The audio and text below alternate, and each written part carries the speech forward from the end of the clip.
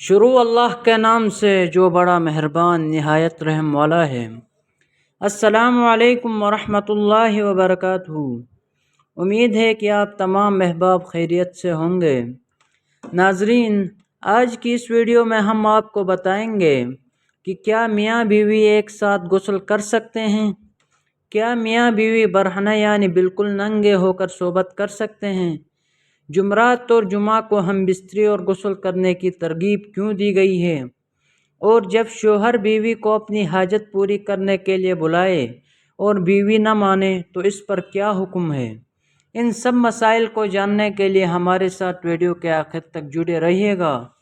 ناظرین، حضرت جابر بن عبداللہ سے روایت ہے، انہوں نے فرمایا کہ یہودی کہا کرتے تھے کہ جو کوئی پچھلی طرف سے ہو کر عورت سے اگلی جگہ میں مباشرت کرتا ہے اس کا بیٹا بینگا پیدا ہوتا ہے۔ تو اللہ تعالیٰ نے یہ آیت نازل فرمائی۔ ترجمہ: تمہاری بیویاں تمہاری کھیتیاں ہیں، اس میں تم جس طرح چاہو آؤ اور اپنے لیے آئندہ کا کچھ سامان کر لو اور اللہ کا تقوی اختیار کرو اور جان لو کہ تم اس کے حضور پیش ہونے والے ہو۔ حضرت عائشہ صدیقہ رضی اللہ فرماتی ہیں، میں اللہ کے رسول صلی اللہ علیہ وآلہ وسلم کے ساتھ ایک ہی برتن سے غسل کیا کرتی تھی۔ آپ صلی اللہ علیہ وآلہ وسلم مجھ پر سبقت فرماتے تھے تو میں کہتی تھی مجھے بھی پانی دیجیے۔ ایک اور روایت میں ہے، وہ فرماتے ہیں کہ نہاتے وقت میرا رسول اللہ صلی اللہ علیہ وآلہ وسلم کا ہاتھ برتن سے پانی لینے میں آگے پیچھے ہوتا تھا۔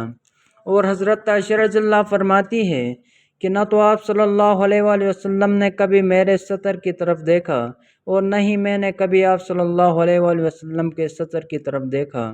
میاں بیوی کے تعلق سے کچھ ایسا مسائل ہے جن کا جاننا انتہائی ضروری ہے، مگر ہماری اکثریت اس سے لا علم ہے، کیونکہ دینی کتب ہم پڑھتے نہیں اور عالم دین سے پوچھنے میں ہمیں شرم آتی ہے۔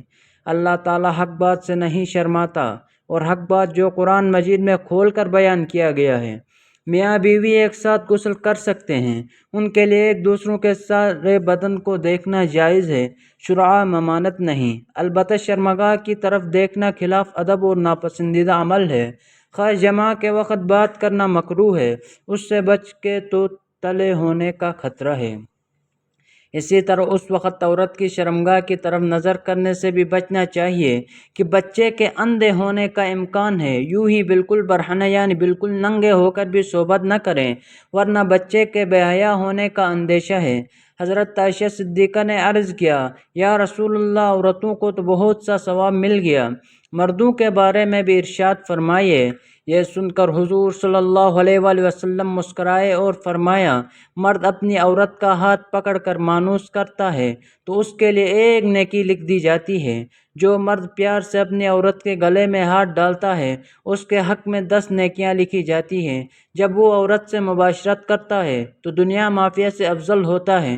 جب غسل کرتا ہے تو بدن کے جس بال پر سے پانی گزرتا ہے اس کے ہر بال کے بدلے ایک نیکی لکھی جاتی ہے اور ایک گناہ معاف ہو جاتا ہے، ایک درجہ بلند کر دیا جاتا ہے۔ اور غسل کرنے کے عوض جو چیز دی جاتی ہے وہ دنیا مافیہ سے بہت بہتر ہوتی ہے، اور بے شک اللہ تعالیٰ اس پر فخر کرتا ہے اور فرشتوں سے کہتا ہے کہ میرے بندے کی طرف دیکھو، کیسی سرد رات میں غسل جنابت کے لیے اٹھا ہے اور اس بات پر یقین رکھتا ہے کہ میں اس کا رب ہوں۔ تم اس بات پر گواہ رہو کہ میں نے اس کو بخش دیا۔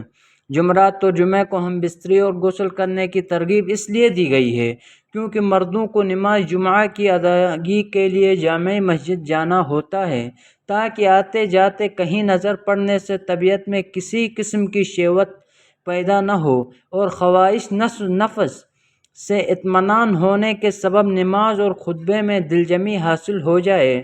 بہترین بیوی وہ ہے جو سونے کے کمرے میں اپنے حسن و جمال اور بستر میں خاوند کے ساتھ خوبصورت طور اطوار سے اپنے پیار کے جادو سے جکڑ لے، دوران صحبت اس کے مقصد پر نگاہ رکھے اور غور کرے کہ اس کا خاوند کیا چاہتا ہے اور پھر اس کی پسند سے بہتر انداز میں اپنے آپ کو اس کے سپرد کر دے، نرم گفتگو کرے اور اس کی رغبتوں اور چاہتوں کو پورا کرتے ہوئے اپنے سیر کر دے۔ کبھی بھی اس کے بستر پر جانے سے نہ روکو۔ اگر وہ اس کے ساتھ مقاربت کا خواہشمند ہے تو قطعاً نافرمانی نہ کریں، کیونکہ اللہ تعالیٰ رب العزت کے ہاں یہ بہت بڑا گناہ ہے۔ جب شوہر بیوی کو اپنا طبی تقاضا پورا کرنے کے لیے بلائے تو بیوی انکار نہ کرے۔ اس سلسلے میں احادیث مبارکہ میں واضح تعلیمات موجود ہے۔ چنانچہ ارشاد نبی صلی اللہ علیہ وآلہ وسلم ہے، خداوند بیوی کو اپنی حاجت پورا کرنے کے لیے بلائے، اسے بیوی انکار کرے، جس پر شوہر غصے کی حالت میں رات گزارے تو صبح تک فرشتے اس عورت پر لعنت بھیجتے رہتے ہیں۔ دوسری روایت میں ہے، رسول اکرم صلی اللہ علیہ وآلہ وسلم نے فرمایا، جب شوہر اپنی بیوی کو اپنی حاجت پوری کرنے کے لیے بلائے تو وہ اس کے پاس چلی جائے، خواہ وہ روٹی پکانے کے لیے تندور پر ہی کیوں نہ کھڑی ہو۔ حضرت عمر کے پاس ایک شخص آیا، گرد و غبار سے آٹا ہوا، بال بکھرے ہوئے، اس کے ساتھ اس کی بیوی بھی تھی، جو کہہ رہی تھی، اے امیر المومنین، میں اس کے لیے نہیں اور نہ ہی یہ میرے لیے ہے۔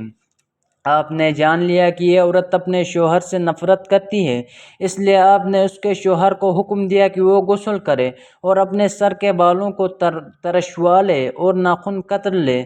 جب شوہر فارغ ہو کر آیا تو آپ نے کہا، آپ اپنی بیوی کے سامنے جاؤ۔ بیوی نے دیکھا تو دم بخود رہ گئی، نہ پہچاننے کی وجہ سے پیچھے مڑنے لگی۔ جب پہچان لیا تو اس کا بوسہ لیا اور اپنے دعوے سے دستبردار ہو گئی۔ حضرت عمر رضی اللہ نے فرمایا کہ تمہیں ان کے ساتھ اس طرح کا برتاؤ کرنا چاہیے۔ اللہ کی قسم انہیں یہ پسند ہے، تم ان کے لیے آراستہ پیراستہ رہو، جیسا تم چاہتے ہو کہ وہ تمہارے لیے ہی بنی سنوری رہے۔ حضرت سید امام غزالی فرماتے ہیں، جمع یعنی صحبت کرنا جنت کی لذتوں میں سے ایک لذت ہے۔ حضرت سیدنا جنید بغدادی فرماتے ہیں، انسان کو جمع کی ایسی ہی ضرورت ہے جیسے کہ غذا کی۔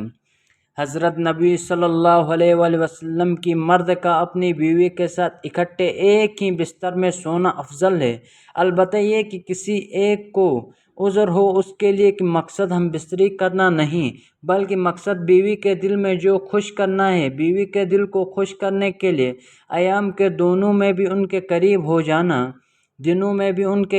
جانا گویا انبیاء علیہ السلام کی سنت مبارکہ ہے۔